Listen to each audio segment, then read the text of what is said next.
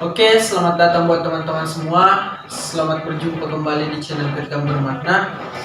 Dimana pada kesempatan ini saya tidak membuat tentang video tutorial, namun saya akan selalu share mengenai tentang video-video yang bermanfaat buat teman-teman semua.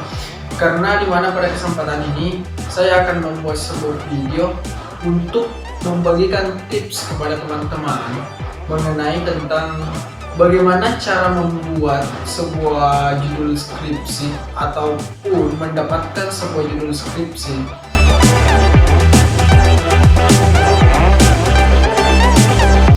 Jadi, tonton video ini sampai selesai agar teman-teman bisa memahami tips yang akan saya berikan kepada teman-teman semua.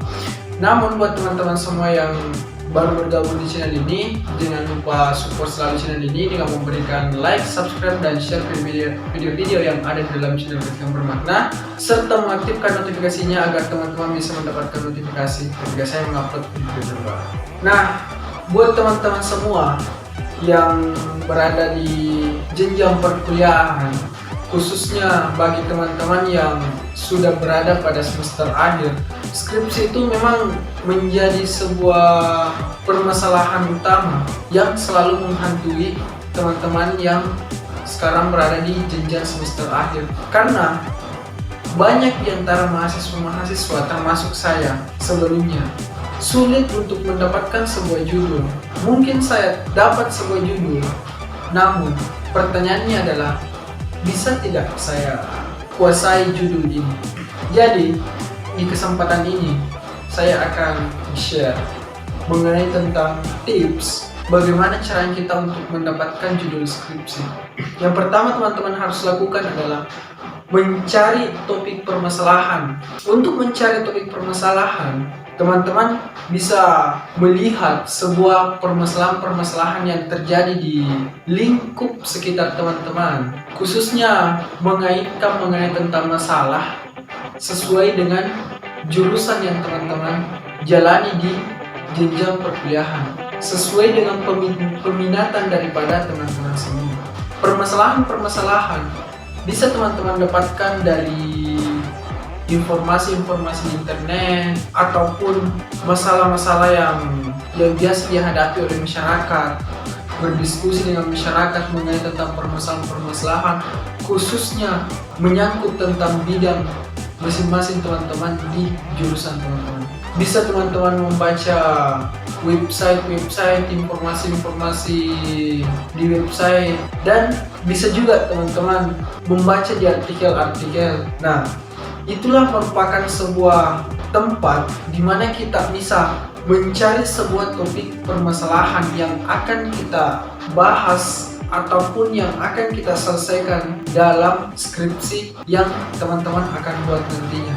Dari permasalahan-permasalahan itu, sehingga teman-teman kumpul lalu mencari referensi mengenai tentang permasalahan itu, sehingga teman-teman bisa mendapatkan sebuah pemahaman mengenai tentang permasalahan inti yang teman-teman dapatkan setelah mengumpulkan semua permasalahan-permasalahan yang selama ini teman-teman dapatkan dari internet, dari lingkungan teman-teman, sehingga merangkai sebuah kata-kata yang menjadi judul untuk skripsi daripada teman-teman semua.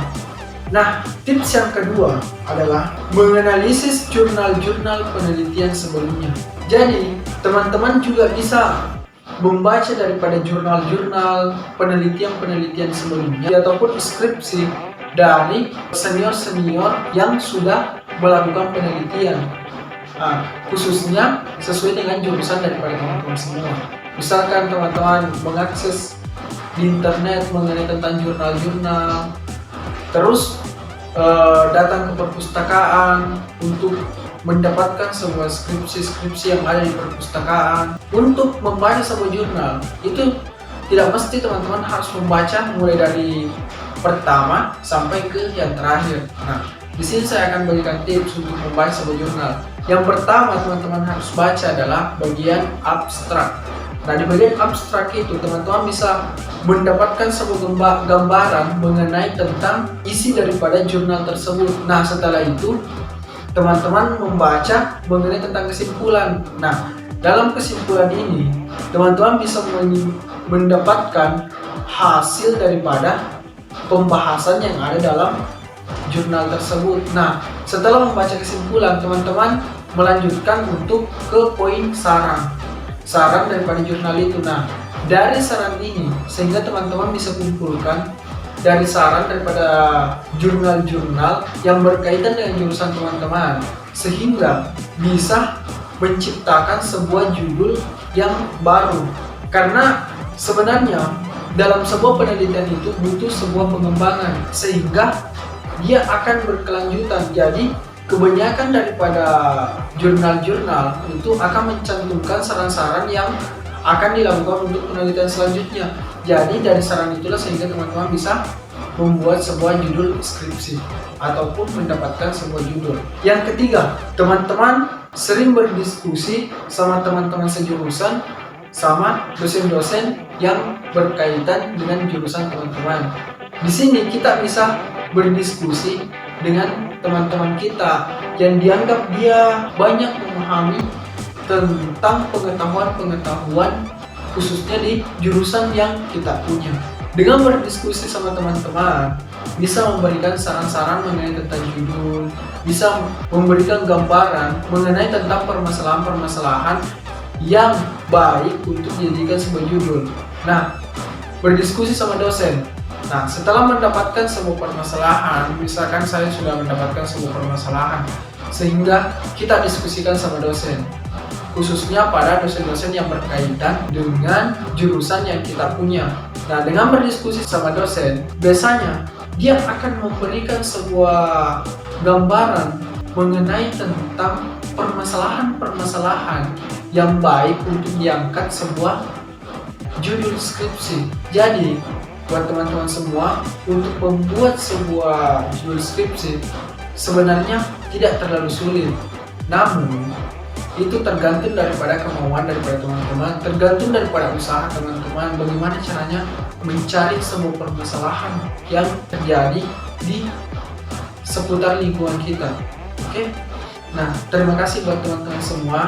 Untuk tips kali ini cukup sampai di sini.